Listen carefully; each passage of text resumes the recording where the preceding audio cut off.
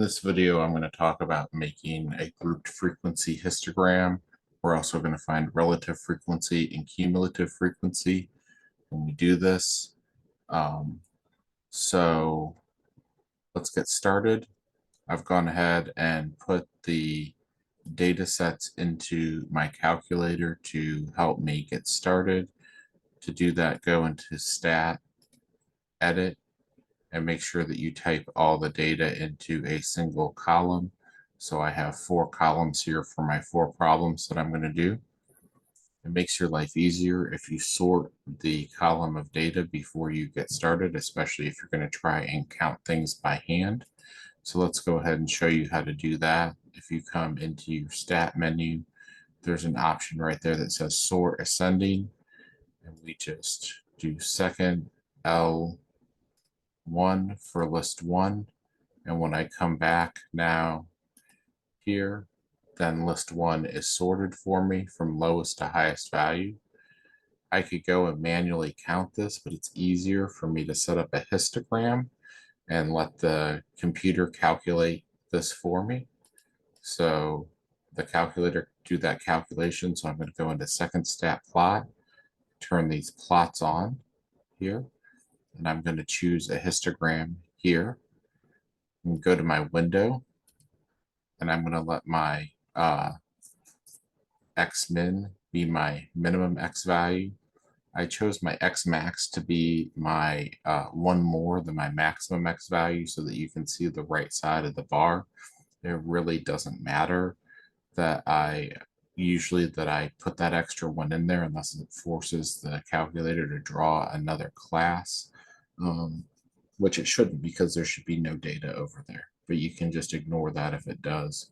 And then my class width is going to be the difference between lower limits or the difference between upper limits. So 50 minus 45 is going to be 5, and I put that in for my X scale. We call that our bin size as well. And then I'm going to graph this.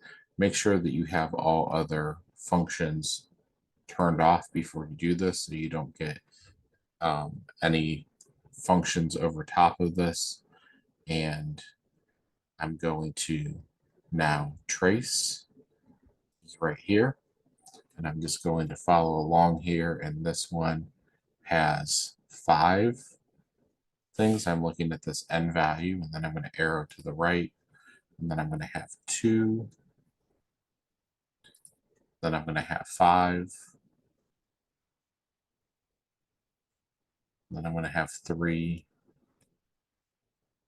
then 2, then 3, then 2,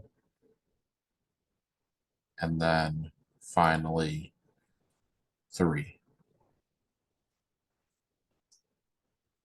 If I add up all of these values, 7, 12, 15, 17, 20, 22, 25, I get my n value of 25 that's here. So now I'm going to calculate 5 over 25.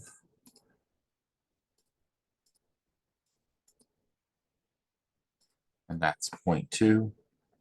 So anywhere that I see a 5 in the list, I can put 0.2 for the f divided by n.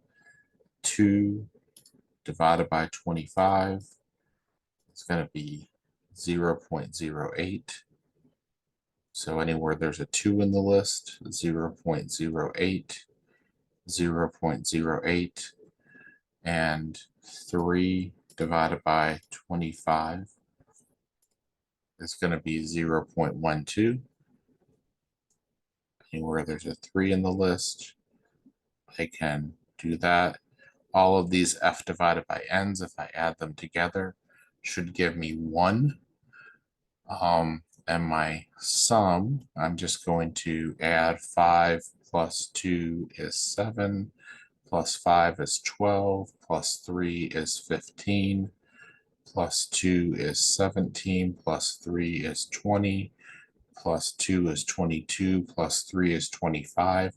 And when I add all of this is called cumulative frequency, my cumulative frequency for all of the groups should add up to be my n value. So cumulative frequency has to do with the number of things that are less than or equal to that group. Now let's move on to the second one here. I really don't need to sort the list. What I do need to do though is I need to go into here and I need to change from L1 to L2 for my data set. And I need to change my window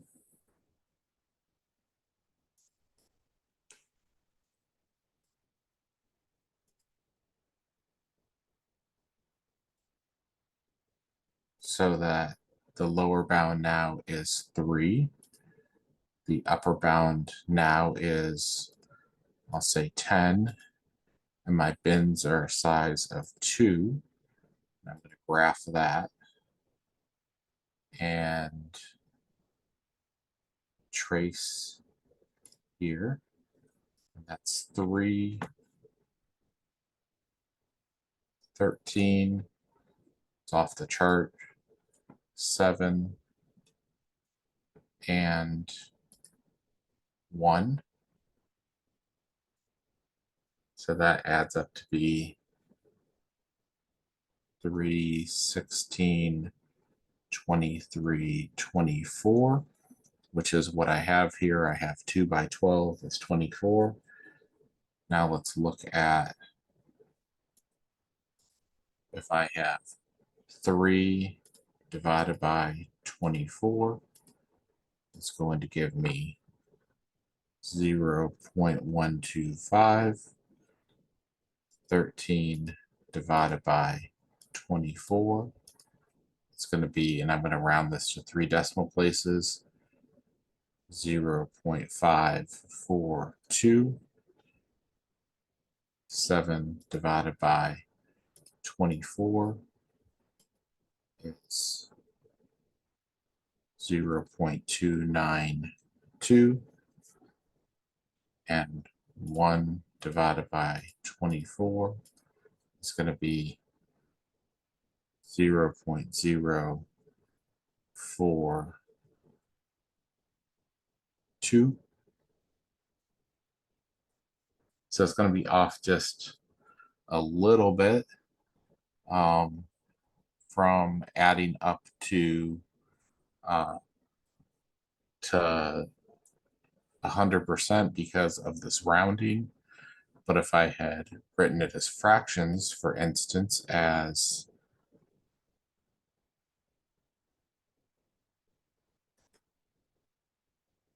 3 over 24 is 1/8, 13 over 24, 7 over 24, and 1 over 24, then it would add together exactly 3 and 13 is 16, and 7 is 23, and 1 is 24.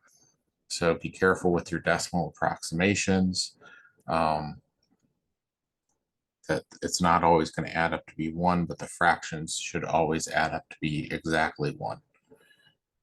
Let's go ahead and look at this next one here. Stat plot. Let's change this to L3. I'm going to change my window again so that my minimum now is 0 and my maximum is 336. So let's make my max 349. It's the top of my bin.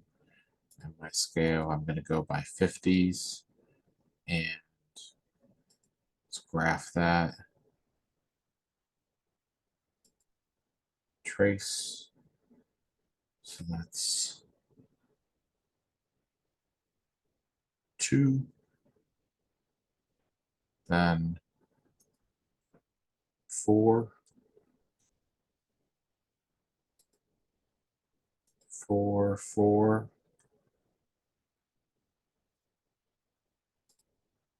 2, 1. And 3, like so. And I don't think that I missed anything there. Nope, I did not. So 2 plus 4 is 6, plus 4 is 10, plus 4 is 14, plus 2 is 16, plus 1 is 17, plus 3 is 20. I do have 20 values. 4 by 5 is 20. So 2 divided by 20 is 1/10.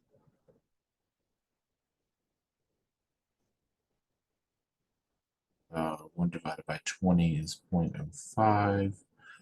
This is 2.202.1, and then this is 0.15. So if I add all those together, that's exactly 1. Last one here is going to be in 4 for me. And I'm going to have my window start at 60 and go to 100 and by tens. I'm going to graph and then trace. And there's going to be 3,